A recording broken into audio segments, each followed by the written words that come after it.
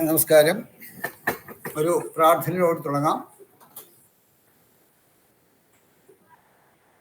ഓം ഗുരുബ്രഹ്മ ഗുരുർവിഷ്ണു ഗുരുർദേവോ മഹേശ്വരഃ ഗുരു സാക്ഷാത് പരബ്രഹ്മ തസ്മൈ ശ്രീ ഗുരവേ നമഃ.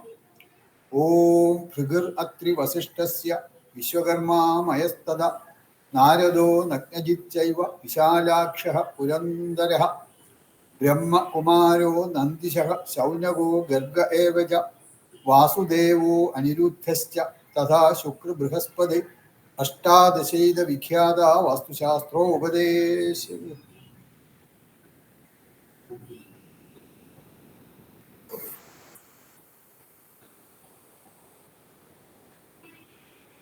എല്ലാവർക്കും നമസ്കാരം. ഭാരതീയ വാസ്തു ജ്യോതിഷ പഠനശാല നടത്താൻ പോകുന്ന വാസ്തു ആചാര്യ എന്ന കോഴ്സിനെ പറ്റി ഒരു ചെറിയ ഇൻട്രഡക്ഷൻ തരിക എന്നതാണ് ഇന്നത്തെ എൻ്റെ കടമ. വാസ്തു ആചാര്യ കോഴ്സ് ഒരു ഹയർ ലെവൽ കോഴ്സ് എന്ന് വേണമെങ്കിൽ പറയാം. അതായത് പോസ്റ്റ് ഗ്രാജുവേറ്റ് ഡിപ്ലോമ കോഴ്സിൽ കഴിഞ്ഞവർക്കാണ് ഇത് ശരി ഉദ്ദേശിച്ചിട്ടുള്ളത്. പിന്നെ നല്ലൊരു ബാക്ക്ഗ്രൗണ്ട് ഉള്ള ഈവൻ പോസ്റ്റ് ഗ്രാജുവേറ്റ് ഡിപ്ലോമ കോഴ്സിൽ പഠിക്കുന്നവർക്കും ഈ കോഴ്സിൽ ചേരാവുന്നതാണ്, കാരണം അവർക്ക് ഒരു ബാക്ക്ഗ്രൗണ്ട് ഉണ്ടെങ്കിൽ. അപ്പോൾ ഇതിനെപ്പറ്റി ഒരു ചെറിയ ഇൻട്രഡക്ഷൻ, എന്തൊക്കെയാണ് ഈ കോഴ്സ് കൊണ്ട് ഉദ്ദേശിച്ചിട്ടുള്ളത്. കാരണം ഇത് നമുക്ക് നേരത്തെ നിങ്ങൾ ഇതിൻ്റെ ഡിപ്ലോമ കോഴ്സും അതുപോലെ തന്നെ പോസ്റ്റ് ഗ്രാജുവേറ്റ് ഡിപ്ലോമ കോഴ്സും തുടങ്ങുന്ന സമയത്ത് ഇൻട്രഡക്ഷൻ്റെയൊക്കെ സമയത്ത് നിങ്ങളോട് എല്ലാവരും പറഞ്ഞിരുന്നതാണ്. അതായത് ഡിപ്ലോമ കോഴ്സ് എന്ന് പറയുന്നത് ഏതാണ്ട് പൂർണ്ണമായും തിയറി ഓറിയൻറ്റഡ് ആണ്. കംപ്ലീറ്റ് ഏതാണ്ട് ആൾമോസ്റ്റ് മുഴുക്ക തിയറിയാണ്. പ്രാക്ടിക്കലായിട്ട് വളരെ കുറച്ച് കാര്യങ്ങളേ ഉള്ളൂ. അത് കഴിഞ്ഞ് നമ്മൾ പോസ്റ്റ് ഗ്രാജുവേറ്റ് ഡിപ്ലോമ കോഴ്സിൽ വരുമ്പോൾ അത് കൂടുതലും പ്രാക്ടിക്കൽ ഓറിയൻറ്റഡ് ആണ്. തിയറി ഉണ്ട്, ഇല്ലെന്നല്ല, എന്നാലും കൂടുതലും പ്രാക്ടിക്കൽ ഓറിയൻറ്റഡ് ആണ്, പ്രാക്ടിക്കലായിട്ടുള്ള കാര്യങ്ങളാണ്. അത് ഇപ്പം ഈ വാസ്തു ആചാര്യ കോഴ്സ് എന്ന് പറഞ്ഞാൽ 100% പ്രാക്ടിക്കലാണ്, മറ്റു തിയറി അല്ല ഇതിലുള്ളത്. കാരണം തിയറിയൊക്കെ നിങ്ങൾ പഠിച്ച തിയറി തന്നെയാണ്. ആ തിയറിയുടെ ആപ്ലിക്കേഷൻസ് ആണ് ഈ ഉപയോഗിക്കുന്നത്. അത് മാത്രമല്ല, സാധാരണ നമ്മൾ തിയറി പഠിക്കുമ്പോൾ മനസ്സിലാക്കാത്ത കുറേ കാര്യങ്ങൾ ഇതിനകത്ത് ഇൻക്ലൂഡ് ചെയ്തിട്ടുണ്ട്. ഞാൻ ചെറിയ ഒരു വിവരണം ഇതിനെപ്പറ്റി ഞാൻ പറയാം. ഇപ്പോൾ ഒരു ചെറിയ എക്സാമ്പിൾ പറയുകയാണെങ്കിൽ, നമ്മൾ ഒരു പ്ലോട്ടിൽ അല്ലെങ്കിൽ ഒരു വാസ്തു മണ്ഡലത്തിൽ ഒരു വീട് വെക്കണം എന്നുണ്ടെങ്കിൽ ആദ്യമായി വാസ്തുമണ്ഡലത്തിൻ്റെ അളവൊക്കെ നമ്മൾ കണ്ടുപിടിക്കും. ആ വാസ്തു മണ്ഡലത്തിൽ ചെയ്യാവുന്ന, എല്ലാവർക്കും അറിയാവുന്ന കാര്യമാണ്, അത് ഒന്നും കൂടെ അന്ന് പറയുകയാണ്. പ്രസ്തുത വാസ്തു മണ്ഡലത്തിൽ ചെയ്യാവുന്ന വീടിൻ്റെ പരമാവധി നീളവും പരമാവധി വീതിയും നമ്മൾ കണ്ടുപിടിക്കും. ആദ്യം അതാണ് നമ്മൾ കാണുന്നത്. പരമാവധി നീളവും പരമാവധി വീതിയും കണ്ടു കഴിഞ്ഞതിന് ശേഷം ഉത്തമമായ നീളവും ഉത്തമമായ വീതിയും കാണുക. എത്ര സ്ക്വയർ ഫീറ്റ് ആണ് വീട് എന്ന് തരുമ്പോൾ ആ സ്ക്വയർ ഫീറ്റിന് അല്ലെങ്കിൽ ആ വിസ്തീർണത്തിന് അനുയോജ്യമായ ഉത്തമമായ നീളവും വീതിയും കാണണം. അങ്ങനെ ഉത്തമമായ നീളവും വീതിയും കാണുക എന്നുള്ളത് നമ്മൾ ചെയ്തിട്ടുള്ള കാര്യമാണ്. അങ്ങനെ ഉത്തമമായ നീളവും ഉത്തമമായ വീതിയും നമ്മൾ കാണുമ്പം ആദ്യം പരമാവധി നീളവും പരമാവധി വീതിയും കണ്ടു. അത് കഴിഞ്ഞിട്ടാണ് ഉത്തമമായ നീളവും ഉത്തമമായ വീതിയും കാണുന്നത്. അപ്പോൾ നമ്മളൊരു ചെക്കിങ് നടത്തണം. അത് ക്ലാസ്സിൽ പറഞ്ഞിട്ടുള്ളതാണ്. ബേസിക്കലും അഡ്വാൻസിലും എല്ലാം, അതായത് ഡിപ്ലോമ കോഴ്സിലും പോസ്റ്റ് ഗ്രാജുവേറ്റ് ഡിപ്ലോമ കോഴ്സിലും ഒക്കെ പറഞ്ഞിട്ടുള്ളതാണ്. അതായത് ഒരു ചെക്കിങ് നടത്തുക എന്ന് പറഞ്ഞാൽ നമ്മൾ കണ്ടുപിടിച്ച പരമാവധി നീളത്തേക്കാൾ കുറവായിരിക്കണം ഉത്തമമായ നീളം. അതുപോലെ നമ്മൾ കണ്ടുപിടിച്ച പരമാവധി വീതിയേക്കാൾ കുറവായിരിക്കണം ഉത്തമമായ വീതി. പരമാവധി നീളത്തേക്കാൾ കൂടുതൽ ഉത്തമമായ നീളം വന്നാൽ വീടിൻ്റെ നീളം കയറി വാസ്തുമണ്ഡലത്തിലോട്ടൊക്കെ കയറി വരും, അല്ലെങ്കിൽ സൂത്രവീതി കയറി വരും. അതുപോലെ തന്നെ പരമാവധി വീതിയേക്കാൾ കൂടുതൽ വീതി വന്നാൽ, ഉത്തമമായ വീതി വന്നാൽ വീടിൻ്റെ വീതി വന്ന് പിശാച വീതിയിലോ അതല്ലെങ്കിൽ സൂത്രവീതിയിലൊക്കെ കയറി വരും. അത് നമുക്ക് അറിയാം, നമുക്ക് അങ്ങനെ പാടില്ല. അപ്പം അങ്ങനെ വരിക സാധാരണ നമ്മൾ ചെയ്യുന്നതൊക്കെ സാധാരണ അങ്ങനെ വരാത്ത കേസുകളാണ് കൂടുതൽ ക്ലാസ്സിലൊക്കെ ചെയ്യുന്നത്. ഈ ഡിപ്ലോമ കോഴ്സിലായാലും പോസ്റ്റ് ഗ്രാജുവേറ്റ് ഡിപ്ലോമ കോഴ്സിലായാലും ചെയ്ത് അങ്ങനെയാണ്. ഇനി അങ്ങനെ വന്നു എന്നിരിക്കട്ടെ. ഒരു കേസിൽ പരമാവധി നീളത്തേക്കാൾ കൂടുതൽ ഉത്തമമായ നീളം വന്നു, അല്ലെങ്കിൽ പരമാവധി വീതിയേക്കാൾ കൂടുതലായി ഉത്തമമായ വീതി വന്നു, അല്ലെങ്കിൽ രണ്ടും കൂടി ആകാം. പരമാവധി നീളത്തേക്കാൾ കൂടുതൽ ഉത്തമമായ നീളവും പരമാവധി വീതിയേക്കാൾ കൂടുതൽ ഉത്തമമായ വീതിയും ഒരുമിച്ചും വരാം, രണ്ടും കൂടെയും വരാം. അങ്ങനെ വന്നു കഴിഞ്ഞാൽ പ്രസ്തുത വാസ്തുമണ്ഡലത്തിൽ ഈ വീട് ചെയ്യാൻ ഒക്കില്ല, കാരണം വീട് പിശാച വീതിയിലേക്ക് കയറി വരും. അപ്പൊ എന്താണ് അതിനുള്ള പോംവഴി? എങ്ങനെയാണ് വീട് വയ്ക്കാതിരിക്കാൻ ഒക്കില്ല, വീട് വെക്കണം. അപ്പൊ അതിനുള്ള എങ്ങനെയാണ് പിന്നെ അതിന് ഉത്തമമായ ഈ അപ്പൊ ആ നമ്മൾ കണ്ടുപിടിച്ച ഉത്തമമായ നീളവും വീതിയും പറ്റില്ല. അപ്പൊ അതിന് പിന്നെ എങ്ങനെ ചെയ്യണം? അത് ഒന്ന് രണ്ട് കാര്യങ്ങളുണ്ട്. അപ്പൊ അത് നമ്മൾ ശരിക്കും ക്ലാസ്സിൽ നമ്മൾ എല്ലാ ക്ലാസ്സിലെ സാധാരണ ഒരിടത്തും സിലബസിൽ അത് വരാറില്ല, പക്ഷെ പ്രാക്ടിക്കലായിട്ട് അത് വരുന്ന ഒരു കാര്യമാണ്. അപ്പൊ അത് നമ്മുടെ ഈ ആചാര്യ കോഴ്സിൽ അങ്ങനെ പരമാവധി നീളത്തേക്കാൾ കൂടുതൽ ഉത്തമമായ നീളവും അല്ലെങ്കിൽ പരമാവധി വീതിയേക്കാൾ കൂടുതൽ ഉത്തമമായ വീതിയും അല്ലെങ്കിൽ രണ്ടും കൂടിയൊക്കെ വരികയാണെങ്കിൽ അതെങ്ങനെ ആ പ്രശ്നം നമുക്ക് സോൾവ് ചെയ്യാം, അല്ലെങ്കിൽ ആ ഇത് നമുക്ക് എങ്ങനെ ചെയ്യാം എന്നുള്ളത് ഇതിലൊരു പ്രധാനപ്പെട്ട കാര്യമാണ്. അത് നമുക്ക് ഈ ആചാര്യ കോഴ്സിലെ ഓൺലൈൻ ക്ലാസ്സിൽ നമുക്ക് മനസ്സിലാക്കാൻ സാധിക്കും. ഇനി വേറൊന്നുള്ളത്, നമുക്ക് ഇപ്പം വാസ്തുമണ്ഡലത്തിന്റെ നീളം അത് ക്യാപിറ്റൽ എൽ എന്നാണ് നമ്മൾ സാധാരണ അതിനെ ഡിനോട്ട് ചെയ്യുന്നത്, അല്ലെങ്കിൽ എഴുതുന്നത്. വാസ്തുമണ്ഡലത്തിന്റെ വീതി ക്യാപിറ്റൽ ബി ആണ്. Capital L and capital B, വാസ്തുമണ്ഡലത്തിന്റെ നീളവും വാസ്തുമണ്ഡലത്തിന്റെ വീതി. ഇത് കിട്ടിക്കഴിഞ്ഞു കഴിഞ്ഞാൽ അത് വെച്ചുകൊണ്ട് നമുക്ക് പിന്നെ അതിൽ നിന്നാണ് നമ്മൾ വീടിന്റെ നമ്മൾ ആദ്യം പരമാവധി നീളവും പരമാവധി വീതിയും കാണും. അതുപോലെ തന്നെ സ്ഥാനം കാണുക. സ്ഥാനം കാണുന്നതിനൊക്കെ നമുക്കിത് ആവശ്യമുണ്ട്. ഒരു ഫോർമുലയുണ്ട്, നമുക്ക് എല്ലാം പഠിച്ചിട്ടുള്ളതാണ് formula. L minus L into 2/9 minus L divided by 9 into 12 minus 2 into G. അങ്ങനെ ആ ഫോർമുല നമ്മൾ പഠിച്ചിട്ടുള്ളതാണ്. അപ്പോൾ ആ ഫോർമുല ഉപയോഗിച്ചിട്ടാണ് നമ്മൾ വാസ്തുമണ്ഡലത്തിലെ നീളം വീതിയും കണ്ടുപിടിച്ചിട്ട് അറിയാമെങ്കിൽ അതിൽ നിന്നും പരമാവധി നീളവും വീതിയൊക്കെ കണ്ടുപിടിക്കുന്ന അത് ഉപയോഗിച്ചാണ്. അതുപോലെ അപ്പം നമുക്ക് അങ്ങനെ വന്നപ്പോൾ പരമാവധി നീളം, അതുപോലെ പിന്നെ വാസ്തുമണ്ഡലത്തിനകത്ത് നിൽക്കുന്ന വിധത്തിൽ ഉത്തമമായ നീളവും ഉത്തമമായ വീതി എല്ലാം കാണും. ഉത്തമമായ നീളവും ഉത്തമമായ വീതി എല്ലാം കണ്ടു കഴിഞ്ഞാൽ അപ്പൊ അങ്ങനെ, അതായത് വാസ്തുമണ്ഡലത്തിന്റെ അളവിൽ നിന്നുമാണ്, അല്ലെ അളവിൽ നിന്നുമാണ് നമ്മൾ വീടിലേക്ക് വരുന്നത്, വീടിന്റെ അളവിലേക്ക് വരുന്നത്. ഇനി ചില കേസുകളിൽ ഇങ്ങനെ അല്ലാതെ വരും. നമുക്ക് ചിലപ്പോൾ അത് പ്രാക്ടിക്കലായിട്ട് ഇതാണ്, എന്നാൽ പ്രാക്ടിക്കലായിട്ട് അല്ലെങ്കിൽ ചില പ്രായോഗികമായിട്ട് ചില കേസുകൾ, ഉദാഹരണത്തിന് ഇപ്പം ഒരു പാർട്ടി ഒരാൾക്ക്, അങ്ങനത്തെ പല കേസുകളും വന്നിട്ടുണ്ട്. ഒരു പാർട്ടിക്ക് അല്ലെങ്കിൽ ഒരാൾക്ക് കുറച്ച് കൂടുതൽ സ്ഥലമുണ്ട്, 1 ഏക്കറോ 2 ഏക്കറോ സ്ഥലമുണ്ട്. അതിൽ നിന്ന് കുറച്ച് സ്ഥലം അവർക്ക് ഏതെങ്കിലും ഒരു മകനോ മകൾക്കോ ആർക്കെങ്കിലും കൊടുക്കണം. അത് കൊടുക്കുന്ന അവർക്കൊരു ഉടനെ അവർ വീട് വെക്കുന്നു, ബാക്കി ആരും ഉടനെ വീട് വെക്കുന്നില്ല, അവർക്കൊരു വീട് വെക്കണം. അപ്പൊ അതിന് കുറച്ച് സ്ഥലം കൊടുക്കണം. അപ്പൊ അവര് നമ്മൾ പറഞ്ഞപ്പോ ഈ ഒരു 2000 സ്ക്വയർ ഫീറ്റ്, താഴത്തെ നിലയിൽ 2000 സ്ക്വയർ ഫീറ്റ് വരുന്ന ഒരു വീടാണ് വയ്ക്കാൻ ഉദ്ദേശിക്കുന്നത്. അപ്പൊ അതിന് എത്ര സ്ഥലം കൊടുക്കണം? അപ്പൊ അവിടെ 2000 സ്ക്വയർ ഫീറ്റ് അല്ലെങ്കിൽ വീടിന്റെ നീളവും വീതിയും നമുക്ക് കിട്ടും. ആ വീടിന്റെ വീതിയും നീളവും വെച്ചുകൊണ്ട് എങ്ങനെയാണ് നമ്മൾ ആ വീട് ഉൾക്കൊള്ളുന്ന വാസ്തുശാസ്ത്ര വിധികൾ അനുസരിച്ച്, വാസ്തുശാസ്ത്ര വിധികൾ പൂർണ്ണമായും അനുസരിച്ച് ആ നീളവും വീതിയും ഉൾക്കൊള്ളാൻ കഴിയുന്ന വാസ്തു മണ്ഡലത്തിന്റെ ഏറ്റവും കുറഞ്ഞ അളവ്. കാരണം അവരെല്ലാം പറഞ്ഞത് ആ ഒരു വീട് വയ്ക്കാൻ വാസ്തുവിധി അനുസരിച്ച് ഏറ്റവും കുറഞ്ഞത് എത്ര സ്ഥലം വേണം, അല്ലെങ്കിൽ എത്ര സെന്റ് വേണം എന്നാണ് അവർ ചോദിക്കുന്നത്. അപ്പൊ അതനുസരിച്ച് വീട്ടിൽ നിന്നും വാസ്തു മണ്ഡലത്തിന്റെ അളവ് കാണുക. നമ്മൾ നേരത്തെ ചെയ്തൊക്കെ വാസ്തുമണ്ഡലത്തിന്റെ അളവിൽ നിന്നും വീടിന്റെ അളവ് കാണാനാണ്. വീടിന്റെ അളവ് തന്നിട്ട് ആ വീടിനെ ഉൾക്കൊള്ളാൻ സാധിക്കുന്ന വാസ്തുശാസ്ത്ര വിധികൾ അനുസരിച്ച് പ്രസ്തുത വീടിനെ ഉൾക്കൊള്ളാൻ സാധിക്കുന്ന വാസ്തു മണ്ഡലത്തിന്റെ ഏറ്റവും കുറഞ്ഞ അളവ് അത് ചെയ്തു കഴിഞ്ഞാൽ വാസ്തുമണ്ഡലത്തിൽ ആ വീടിന് അതിനകത്ത് പിശാചി വിധികളൊന്നും കയറി വരാതെ നിൽക്കണം. അപ്പൊ അങ്ങനെ ഒരു തിരിച്ച് ചെയ്യാം. വീടിന്റെ അളവ് തന്നിട്ട് വാസ്തു മണ്ഡലത്തിന്റെ അളവ് കാണുക. അതും നമ്മൾ ഈ അത് നമ്മൾ ഇതുവരെ ബേസിക് ഡിപ്ലോമ കോഴ്സിലോ പോസ്റ്റ് ഗ്രാജുവേറ്റ് ഡിപ്ലോമ കോഴ്സിലോ ഒന്നും ഇല്ലാത്തതാണ്. അത് നമ്മൾ ഈ വാസ്തു ആചാര്യ കോഴ്സിൽ ഇതെങ്ങനെ ചെയ്യാമെന്ന് നമ്മൾ പറയുന്നുണ്ട്. പിന്നുള്ളത് പിന്നെ നമുക്ക് ഈ ഇപ്പൊ വീടുകളുമൊക്കെ പോലെ തന്നെ ഫ്ലാറ്റിലും ഒക്കെ ധാരാളം പേര് ഫ്ലാറ്റിലൊക്കെ നമുക്കുണ്ട്. ഫ്ലാറ്റിലുമൊക്കെ മിക്കവാറും ഫ്ലാറ്റുകളിലൊക്കെ വളരെയധികം വാസ്തുദോഷങ്ങളുണ്ട് പലയിടത്തും. ഈ ദോഷങ്ങൾ പൂർണ്ണമായിട്ടും പരിഹരിക്കാൻ എളുപ്പമല്ല. എത്രത്തോളം പരിഹരിക്കാൻ സാധിക്കുമോ അത്രത്തോളം പരിഹരിക്കാം. അപ്പൊ അതെങ്ങനെ വാസ്തു ഫ്ലാറ്റിലുള്ള വാസ്തു നമുക്ക് എങ്ങനെയാണ് ചെയ്യുന്നത്? പല ഫ്ലാറ്റിലും ഞാൻ നോക്കിയിട്ടുണ്ട്. അപ്പൊ ഇപ്പോഴും അപ്പൊ അതൊക്കെ നിങ്ങൾക്ക് നേരിട്ട് കാണുകയും ചെയ്യാം. അതുപോലെ തന്നെ അതിനെപ്പറ്റി മനസ്സിലാക്കി എങ്ങനെയാണ് ഒരു വാസ്തു ഫ്ലാറ്റിന്റെ ഒരു 1-2 ഫ്ലാറ്റിന്റെ പ്ലാനൊക്കെ കാണിച്ചു തന്നിട്ട് അത് വെച്ചുകൊണ്ട് എങ്ങനെ അവിടുത്തെ ദോഷങ്ങൾ എന്തെല്ലാം, ആ ദോഷങ്ങൾ എങ്ങനെ പരിഹരിക്കാം, ഈ കാര്യങ്ങളൊക്കെ ആ ഫ്ലാറ്റിനെ മുൻനിർത്തിക്കൊണ്ട് അല്ലെങ്കിൽ ഫ്ലാറ്റുകളുടെ ഇത് വെച്ചുകൊണ്ടുള്ള ഒരു വാസ്തുദോഷ പരിഹാര രീതി നമ്മുടെ ഈ വാസ്തു ആചാര്യ ക്ലാസ്സിൽ പ്രത്യേകം നമ്മൾ എടുക്കുന്നുണ്ട്. അപ്പോൾ അതാണ് വേറുന്നുണ്ട്. അതായത് ബിൽഡിങ്ങിൻ്റെ ഡയമെൻഷനൊക്കെ അറിയാം. പിന്നെ അല്ല ഇത് വാസ്തു കറക്ഷൻ, ഫ്ലാറ്റിലുള്ള വാസ്തു കറക്ഷനുമായിട്ട് ബന്ധപ്പെട്ടുള്ള കാര്യങ്ങൾ. പിന്നീടുള്ളത് നമുക്ക് കുറെ കൂടുതൽ സൈറ്റ് എക്സ്പീരിയൻസ് ഇതിൽ നിന്ന് കിട്ടും. ഇപ്പം നമ്മൾ തിയറി മാത്രം കൊണ്ട് കാര്യമല്ല. നമുക്ക് എത്ര തിയറിക്ക് 100-ൽ 100 ഇപ്പം പരീക്ഷയ്ക്കൊക്കെ 100-ൽ 100 മാർക്ക് വാങ്ങിച്ചു, പഠിച്ചതെല്ലാം തറവാണ്. എന്നിരുന്നാലും പ്രാക്ടിക്കലായിട്ട് അല്ലെങ്കിൽ നമ്മൾ പ്രായോഗിക തലത്തിൽ ചിലപ്പോൾ നമുക്ക് പൂർണ്ണമായും വിജയിക്കണം എന്നില്ല. കാരണം തിയറി ഏറ്റവും തിയററ്റിക്കൽ ബാക്ക്ഗ്രൗണ്ട് ഏറ്റവും ആവശ്യമാണ്.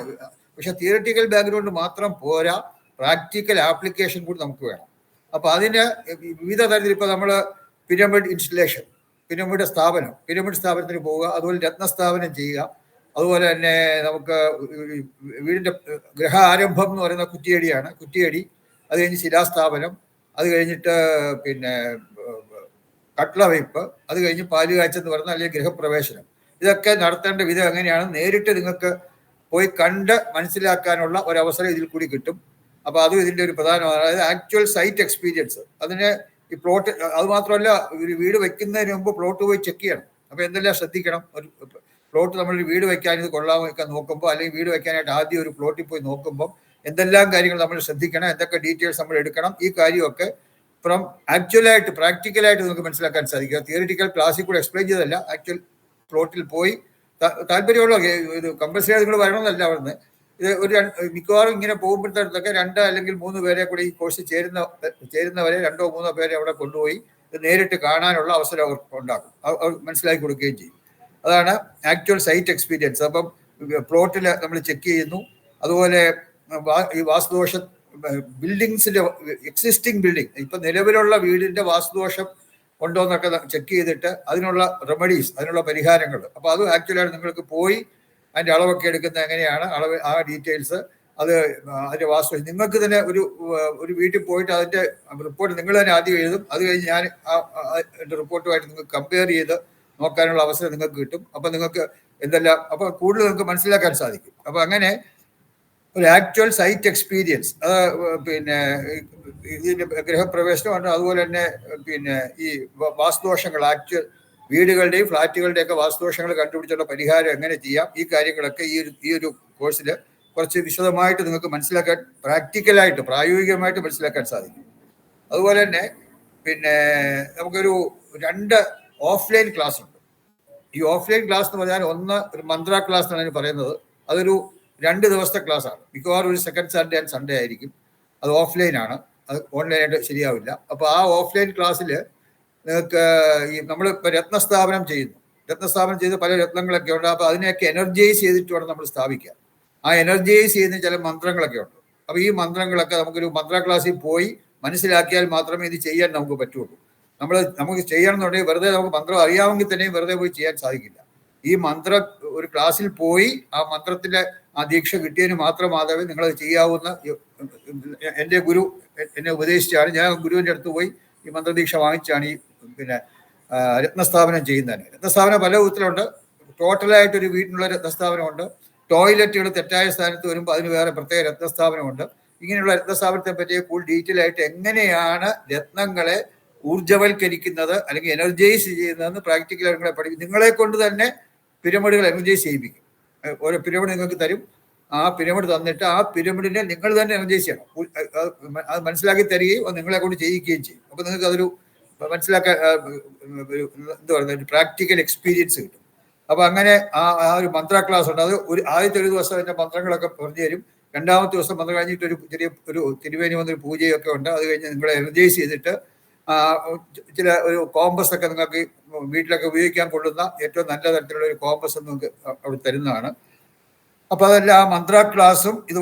അതുപോലെ തന്നെ പിന്നെ നമുക്ക് രത്ന ഇൻസ്റ്റലേഷൻ്റെ മന്ത്ര ക്ലാസ് മാത്രമല്ല, ഇപ്പോൾ പഞ്ചശിരസ്, പലപ്പോഴും പഞ്ചശിരസ് നമ്മൾ വീടിൻ്റെ തുടക്കം, അതായത് പാലുകാച്ചൊക്കെയുള്ള സമയത്ത് അല്ലെങ്കിൽ ഗൃഹപ്രവേശന സമയത്ത് അതിനോടനുബന്ധിച്ച് പിന്നെ ഗണപതി ഹോമം, അത് കഴിഞ്ഞ് പിന്നെ വൈകിട്ട് പൂജാതി കർമ്മങ്ങൾ, വാസ്തുഹോമം, പിന്നെ ഭഗവത് സേവ, ഇതൊക്കെ വരും.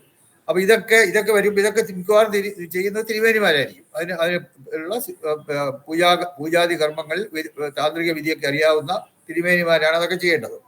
പക്ഷെ അങ്ങനെ അല്ലാതെ തന്നെ ചിലപ്പോൾ ഒരു വീട്ടിൽ നമ്മളെ എക്സിസ്റ്റിംഗ് വീട് ഒരു വർഷങ്ങളായിട്ട് അവിടെ താമസിച്ചുകൊണ്ടിരിക്കുകയാണ്, അവിടെ ചിലപ്പോൾ പഞ്ചേഴ്സസ് വയ്ക്കാതിരിക്കുകയോ അല്ലെങ്കിൽ വച്ച പഞ്ചേഴ്സ് നല്ല എഫക്റ്റീവ് അല്ലാതിരിക്കുകയോ ചെയ്യുകയാണെങ്കിൽ പുതിയ പഞ്ചേഴ്സസ് അവിടെ വയ്ക്കും. അപ്പൊ അങ്ങനെ ചിലപ്പോൾ നമ്മൾ തന്നെ വയ്ക്കേണ്ടി വരും. നമ്മൾ വയ്ക്കുമ്പോൾ അതിന് എന്ത് മന്ത്രമാണ് നമ്മൾ ആ പഞ്ചേഴ്സസ് വയ്ക്കാൻ ഉപയോഗിക്കേണ്ട മന്ത്രങ്ങൾ എന്തൊക്കെയാണ്, അതും നമുക്ക് ഈ മന്ത്ര ക്ലാസ്സിൽ നമുക്ക് മനസ്സിലാക്കാൻ സാധിക്കും. പിന്നെ പിരമിഡ് എനർജൈസേഷൻ ഞാൻ പറഞ്ഞു. പിരമിഡ് നിങ്ങളെ കൊണ്ട് തന്നെ എനർജൈസ് ചെയ്യുമെന്ന് പറഞ്ഞു. അത് 1 ഡേ ക്ലാസ് ആണ്, രാവിലെ ഒരു വൈകുന്നേരമുള്ള ഒരു ക്ലാസ് ആണ്. മറ്റേ മന്ത്ര ക്ലാസ് 2 ഡേ ആണെങ്കിലും ഫസ്റ്റ് ഡേ രാവിലെ വൈകുന്നേരം ഉണ്ട്, സെക്കൻഡ് ഡേ ഉച്ചയാകുമ്പം അത് തീരും. ഫസ്റ്റ് ഡേ അതിൻ്റെ ഉച്ചക്കുള്ള പിന്നെ ലഞ്ചും ഒക്കെ അവിടെ അറേഞ്ച് ചെയ്യും. അപ്പോൾ രണ്ടാമത്തെ ദിവസം പിരമിഡ് എനർജൈസേഷൻ എന്ന് പറഞ്ഞാൽ ഒരു 1 ഡേ കോഴ്സാണ്. അത് നിങ്ങളെ കൊണ്ട് തന്നെ പിരമിഡ് എനർജൈസ് ചെയ്യിക്കുക, ഊർജ്ജവൽക്കരിക്കും. ആ ഊർജ്ജവൽക്കരിച്ച പിരമിഡ് നിങ്ങൾക്ക് സ്വന്തം വീട്ടിലേക്ക് കൊണ്ടുപോവുകയും ചെയ്യാം, അവിടെ ഉപയോഗിക്കുകയും ചെയ്യാം. അപ്പോൾ അതെങ്ങനെയാണ്, എന്തിനു വേണ്ടി, ആ കാര്യങ്ങളൊക്കെ നമുക്ക് ക്ലാസ്സിൽ എക്സ്പ്ലെയിൻ ചെയ്യും. അപ്പോൾ അത് പിരമിഡ് എനർജൈസേഷൻ 2 വിധത്തിലുണ്ട്. ഈ 2 നമുക്ക് അവിടെ മനസ്സിലാക്കാൻ സാധിക്കും. ഒന്ന് ലൊക്കേഷൻ ഓറിയന്റഡ് എന്ന് പറയും. ലൊക്കേഷൻ ഓറിയന്റഡ് എന്ന് പറഞ്ഞാൽ ഇത് എവിടെയാണ് അല്ലാതെ ഒന്ന് location oriented, 2 purpose oriented. Location oriented എന്ന് പറഞ്ഞാൽ നമ്മളെ വീടിന്റെ കന്നിമൂലയിലാണോ വയ്ക്കുന്നത്, ഈശാനുമൂലയിലാണോ വയ്ക്കുന്നത്, അതോ മധ്യസ്ഥ ബ്രഹ്മസ്ഥാനത്താണോ, അതോ വീടിന് വെളിയിൽ കിഴക്ക് വശത്തോ തെക്ക് വശത്തോ അല്ലെങ്കിൽ കന്നിമൂലയിലോ, എവിടെയാണ് അത് ലൊക്കേഷൻ. നമുക്ക് ആ ഡിഫക്റ്റ് അല്ലെങ്കിൽ അതിൻ്റെ ലൊക്കേഷൻ അനുസരിച്ച് ആ ലൊക്കേഷൻ അനുസരിച്ച് അതിനെ എനർജൈസ് ചെയ്യണം. ഇപ്പോൾ കന്നിമൂലയിൽ വയ്ക്കുന്ന പിരമിഡിനെ എനർജൈസ് ചെയ്യുന്നത് പോലെ അല്ല ഈശാനുമൂലയിൽ വെക്കുന്ന പിരമിഡിനെ എനർജൈസ് ചെയ്യേണ്ടത്. അതിന് വ്യത്യാസമുണ്ട്, മന്ത്രങ്ങളൊക്കെ വ്യത്യാസമുണ്ട്. അപ്പോൾ അതിനുള്ള ഓരോ ലൊക്കേഷൻ ഓറിയന്റഡ് എനർജൈസേഷൻ അതിൻ്റെ മന്ത്രങ്ങളൊക്കെ. അതുപോലെ തന്നെയാണ് പർപ്പസ് ഓറിയന്റഡ്. പർപ്പസ് ഓറിയന്റഡ് എന്ന് പറഞ്ഞാൽ അത് എവിടെയായി, പിന്നെ stair case correction pyramid. Stair കേസിന് എന്തെങ്കിലും ദോഷമുണ്ട്, സ്റ്റെയർ കേസിന്റെ സ്ഥാനദോഷമുണ്ട്, അപ്പോൾ അതിനൊക്കെ നമുക്ക് പിരമിഡ് വെച്ച് കറക്റ്റ് ചെയ്യാം. അപ്പോൾ അങ്ങനെയാണ്. അപ്പോൾ സ്റ്റെയർ കേസിന്റെ സ്ഥാനദോഷത്തിന് വേണ്ടി എനർജൈസ് ചെയ്യാം. അപ്പോൾ അത് പർപ്പസ് ആണ്, ഒരു പർപ്പസ്. അല്ലെങ്കിൽ ഗേറ്റ് കറക്ഷൻ പിരമിഡ്. ഗേറ്റ് നമ്മൾ വീട്ടിലേക്ക് പ്രവേശിക്കുന്ന ഗേറ്റിനകത്ത് സ്ഥാനദോഷമോ അല്ലെങ്കിൽ മറ്റു ദോഷങ്ങളൊക്കെ ഉണ്ട്, അതിന് ഗേറ്റ് കറക്ഷൻ, അല്ലെങ്കിൽ ആ ഗേറ്റിന്റെ നേരെ എതിരെയായിട്ട് ഒറ്റത്തടി തെങ്ങ് കമുക അങ്ങനെ മരങ്ങളൊക്കെ ഉണ്ടെങ്കിൽ ആ ഗേറ്റിനെ നമ്മൾ ഗേറ്റ് പ്രൊട്ടക്ഷൻ പിരമിഡ് വെച്ച്. അപ്പൊ അത് ഗേറ്റിൽ സ്ഥാപിക്കാനുള്ള പിരമിഡാണ് ഗേറ്റ് പ്രൊട്ടക്ഷൻ പിരമിഡ്. അപ്പൊ അതും പർപ്പസ് ഓറിയന്റഡ് ആണ്. അതുപോലെ തന്നെ വേറൊരു പർപ്പസ് ഓറിയന്റഡ് എന്ന് പറഞ്ഞാൽ നമുക്കറിയാം സ്ഥാനദോഷം. അതായത് സ്ഥാനദോഷമല്ല, സോറി, ദിശാദോഷം. വീട് ചരിഞ്ഞായിരിക്കും. ഇപ്പൊ നമുക്കറിയാം 11.5 ഡിഗ്രി കുറവാണ് ചരിവെങ്കിൽ നിസ്സാരദോഷമാണ്. 11.5 ഡിഗ്രി മുതൽ 23 ഡിഗ്രി വരെ സാമാന്യ ദോഷമാണ്. 23 ഡിഗ്രി കഴിഞ്ഞാൽ പിന്നെ മഹാദോഷമാണ്. അപ്പൊ ഇതിനൊക്കെ നമുക്ക് പിരമിഡും അതുപോലെ തന്നെ രത്നസ്ഥാപനം ഒക്കെ നമ്മൾ ക്ലാസ്സിൽ പഠിച്ചാണ്, അതൊക്കെ തിയറി പഠിച്ചതാണ്. പക്ഷെ പ്രാക്ടിക്കലായിട്ട് ഈ പിരമിഡ് ദിശാദോഷത്തിന് എങ്ങനെയാണ് സ്ഥാപിക്കുന്നത്, ഈ കാര്യങ്ങളൊക്കെ നമുക്ക് അറിഞ്ഞിരിക്കണം. അപ്പൊ അതിന് ഈ പിന്നെ എവിടെയാണ് പിരമിഡ് വയ്ക്കേണ്ടത്, ആ കാര്യങ്ങൾ. അപ്പൊ ആ ലൊക്കേഷൻ ഓറിയന്റഡ്, ആ 2 വിധത്തിലുള്ള പിരമിഡ് എനർജൈസേഷനും ഈ പിരമിഡ് എനർജൈസേഷൻ ക്ലാസ്സിൽ നിങ്ങൾ മനസ്സിലാക്കാനുണ്ട്. അത് നിങ്ങൾക്ക് മനസ്സിലാക്കാം. അത് പിരമിഡൊക്കെ ഇന്നിപ്പം വളരെ കൂടുതലായിട്ട് ഉപയോഗിക്കുന്നുണ്ട്. പക്ഷെ ചില ആളുകൾ ഒരു എനർജൈസേഷൻ ഒന്നും ഇല്ലാതെ മാർക്കറ്റിൽ നിന്ന് കിട്ടുന്ന പിരമിഡ് അതുപോലെ വാങ്ങിച്ചുകൊണ്ട് വെക്കുന്നുണ്ട്. അതിലൊരു വളരെ എഫക്റ്റ് കുറവാണ്. തീരെ 0% എഫക്റ്റ് എന്ന് പറയുന്നില്ല, എഫക്റ്റ് ഉണ്ട്. പക്ഷെ ശരിയായ വിധത്തിൽ എനർജൈസ് ചെയ്ത പർപ്പസ് ഓറിയന്റഡും അതുപോലെ തന്നെ ലൊക്കേഷൻ ഓറിയന്റഡ് 2 വിധത്തിൽ നമ്മൾ സെയിം പിരമിഡിനെ 2 വിധത്തിൽ എനർജൈസ് ചെയ്യണം. 2 വിധത്തിൽ എനർജൈസ് ചെയ്തുകൊണ്ട് വയ്ക്കുന്ന പിരമിഡിന്റെ അതിന്റെ എഫക്റ്റീവ്നെസ് അല്ലെ അതുകൊണ്ടുണ്ടാകുന്ന പ്രയോജനമായിട്ട് കമ്പയർ ചെയ്യുമ്പോൾ മറ്റേ തീരെ വളരെ കുറവാണ്. അപ്പൊ അങ്ങനെ പിരമിഡ് എങ്ങനെ എനർജൈസ് ചെയ്യണം, അതും ആ കാര്യങ്ങളൊക്കെ നമുക്ക് ഈ ക്ലാസ്സിൽ വിശദമായിട്ട് നമുക്ക് മനസ്സിലാക്കുക, നിങ്ങളെ കൊണ്ട് ചെയ്യിക്കുന്നുണ്ട്. അതാണ് പ്രധാനം. അതുപോലെ പിന്നെ വേറെ 2 പ്രധാനപ്പെട്ട കാര്യങ്ങൾ. ഇപ്പൊ നമുക്ക് ഒരു വീട്ടിൽ പോയി നമ്മൾ പരിശോധിക്കുന്നു, വാസ്തുദോഷം വല്ലതും ഉണ്ടോ എന്ന് പരിശോധിക്കുന്നു. അപ്പൊ കുറെ വാസ്തുദോഷം അവിടെ ഉണ്ട്. അപ്പൊ അതിന് ചില പരിഹാരങ്ങൾ നമ്മൾ നിർദ്ദേശിക്കുന്നു. ഈ പരിഹാരങ്ങളൊക്കെ ചെയ്യണമെന്നുണ്ടെങ്കിൽ അതിന് കുറച്ച് പണച്ചെലവുണ്ട്. നമുക്ക് പല സാധനങ്ങളൊക്കെ വേണ്ടി വരും. ഇപ്പൊ പിരമിഡ് അല്ലെങ്കിൽ രത്നങ്ങൾ, അങ്ങനെ വേറെ പല സാധനങ്ങളും പോസിറ്റീവ് എനർജി ടൂൾസ് ഒക്കെ ചിലപ്പോൾ പരിഹാരങ്ങൾക്ക് വേണ്ടി വരും. അപ്പൊ ഇതിനൊക്കെ വിലയുള്ള സാധനങ്ങളാണ്. അപ്പോൾ അങ്ങനെ ഉള്ള സാധനങ്ങൾ ചിലർക്ക് അത് വാങ്ങിച്ചു വയ്ക്കുവാൻ സാമ്പത്തിക സ്ഥിതി ഇല്ലായിരിക്കാം. അത് ഈ സാമ്പത്തികമായിട്ട് അവർ മോശമായിരിക്കാം. അവർക്ക് ഈ രത്നസ്ഥാപനമൊക്കെ ചെയ്യാൻ, രത്നമൊക്കെ വാങ്ങിച്ചു വെക്കാനുള്ള സാമ്പത്തിക ചിലപ്പോൾ പിന്നീട് ഉണ്ടായേക്കാം, നമ്മളിതൊക്കെ ചെയ്ത് കഴിയുമ്പോൾ ഉണ്ടായേക്കാം. പക്ഷെ അപ്പോഴ് ആ സമയത്ത് അവർക്ക് ഇല്ലാന്ന് വരാം. അപ്പൊ അവർ തന്നെ പറയും അവർക്ക് ഇപ്പം ഇങ്ങനെ എടുക്കാം ഇല്ലാന്ന് പറയും.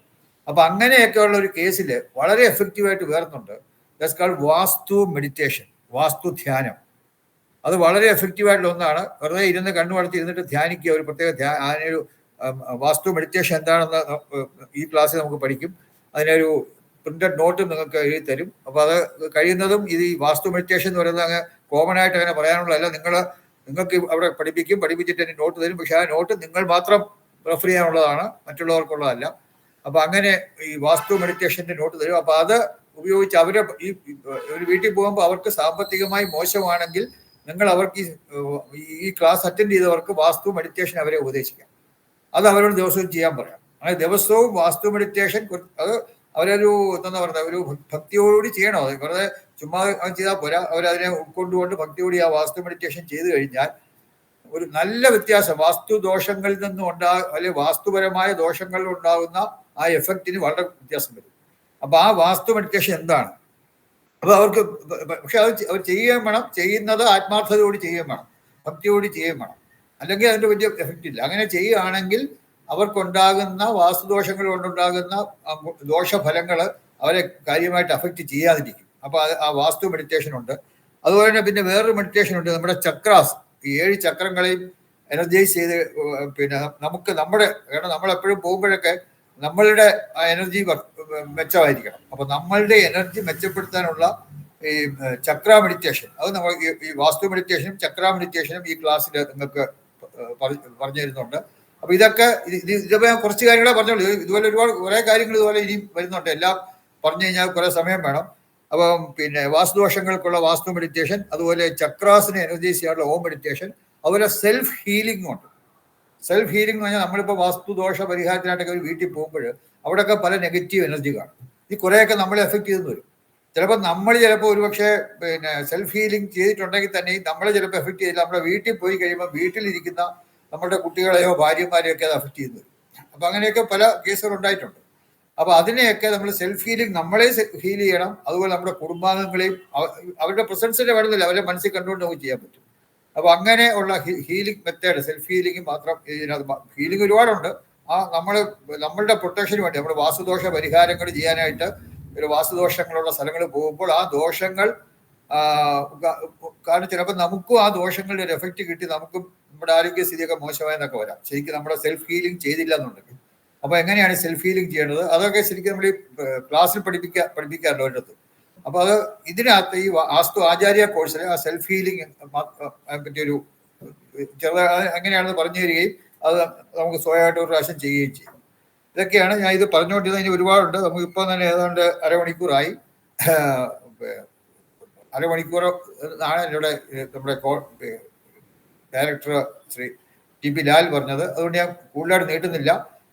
താല്പര്യമുള്ളവർക്ക് വരിക, ഒരു നല്ല ക്ലാസ് ആയിരിക്കും. അത് പിന്നെ ഇത് ഒരു കാര്യം കൂടെ ഉള്ളത്, പ്രധാനപ്പെട്ട ഒരു കാര്യം കൂടെ ഞാൻ മിസ് ചെയ്തു പോയി. അതായത് നിങ്ങൾ വല്ല എന്തെങ്കിലും വീടുകളൊക്കെ പരിശോധിക്കാനൊക്കെ പോവുകയാണെങ്കിൽ അവിടെയൊക്കെ ചിലപ്പോൾ നിങ്ങൾക്ക് ചില പിന്നെ സാധാരണ കാണാത്ത ചില പ്രശ്നങ്ങളൊക്കെ ചിലപ്പോൾ കണ്ടെന്ന് വരാം. സാധാരണ കാണാത്ത ചില ദോഷങ്ങളോ അല്ലെങ്കിൽ സാധാരണ കാണാത്ത അങ്ങനെയൊക്കെ ഉണ്ടെങ്കിൽ അതൊക്കെ നമുക്ക് ഡിസ്കസ് ചെയ്യാം. നിങ്ങളുടെ അനുഭവങ്ങൾ, നിങ്ങൾക്ക് ഒരു വീട് നോക്കിയിട്ട് ആ വീട്ടിൽ ഉണ്ടായ ചേഞ്ചസ് അല്ലെങ്കിൽ നിങ്ങൾക്ക് ഉണ്ടായ ചില എന്തെങ്കിലും ഒരു വാസ്തുദോഷത്തിൽ അത് എന്ത് ചെയ്യണം എന്നൊരു സംശയമൊക്കെ ഉണ്ടെങ്കിൽ അതിന് അങ്ങനെയുള്ള കാര്യങ്ങൾക്കും എല്ലാം നമ്മൾ ഈ ക്ലാസ്സിൽ ഡിസ്കസ് ചെയ്ത്, അതൊക്കെ നമ്മുടെ ഓഫ്ലൈൻ ക്ലാസ്സിലാണ്, അതിന്റെ പടങ്ങളൊക്കെ നിങ്ങൾ കാണിച്ചു കൊടുക്കുന്നത്, അത് ഡിസ്കസ് ചെയ്തിട്ട് അതിനുള്ള നിർദ്ദേശങ്ങൾ അതൊക്കെ അത് നേരിട്ട് വരുന്നു അല്ലെങ്കിൽ ക്ലാസ് കൂടിയൊക്കെ ചെയ്യാം. അപ്പൊ അങ്ങനെയുള്ള ഒരുപാട് കാര്യങ്ങൾ ഉൾക്കൊള്ളിച്ചുകൊണ്ടുള്ള ഒരു 100% പ്രാക്ടിക്കൽ ക്ലാസ് ആണ് വാസ്തു ആചാര്യ ക്ലാസ്. അത് നിങ്ങളെ എല്ലാവരെയും വളരെ ഹൃദയംഗമമായി സ്വാഗതം ചെയ്യുകയാണ്. അതുകൊണ്ട് വളരെ വളരെ ഗുണങ്ങൾ നിങ്ങൾക്ക് ഉണ്ടാവും. ഇതിനു മുമ്പ് പോയിട്ടുള്ളവർക്കെല്ലാം ഇത് വളരെ ഗുണം ചെയ്തിട്ടുണ്ട്. ഞാൻ ഇതിനു മുമ്പ് പല ഇതിന്റെ അതായത് ഭാരതീയ വാസ്തു ജ്യോതിഷ പഠനശാല ഇതാദ്യമായിട്ടാണ് ഈ വാസ്തു ആചാര്യ കോഴ്സ് കണ്ടക്ട് ചെയ്യുന്നത്. ഞാൻ മുമ്പ് വേറെ ഇത് വേണ്ടിയൊക്കെ ഞാൻ വാസ്തു ആചാര്യ കോഴ്സ് അത് വാസ്തു ആചാര്യ കോഴ്സ് എന്നല്ല എന്ന് പേര് പറഞ്ഞിരുന്ന വാസ്തു ശാസ്ത്രി കോഴ്സ് എന്നാണ്. ആ കോഴ്സിൽ ഞാൻ പല കോഴ്സിലും എടുത്തിട്ടുണ്ട്. അപ്പോൾ ആ അനുഭവം വെച്ച് പറയുകയാണ്. അവർക്കൊക്കെ വളരെ വ്യത്യസ്തമായ വളരെ നല്ല ഒരു അനുഭവം ഈ കോഴ്സ് നമുക്ക് ഉണ്ടായിട്ടുണ്ട്.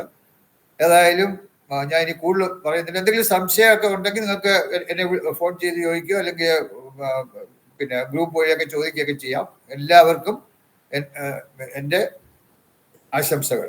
ഈ വാസ്തു ഫീൽഡിലേക്ക് നിങ്ങൾക്ക് എല്ലാവർക്കും വളരെ സന്തോഷകരമായ ആശംസകൾ. നമസ്കാരം. ഓക്കെ. ഓഫ് ചെയ്യാണ്.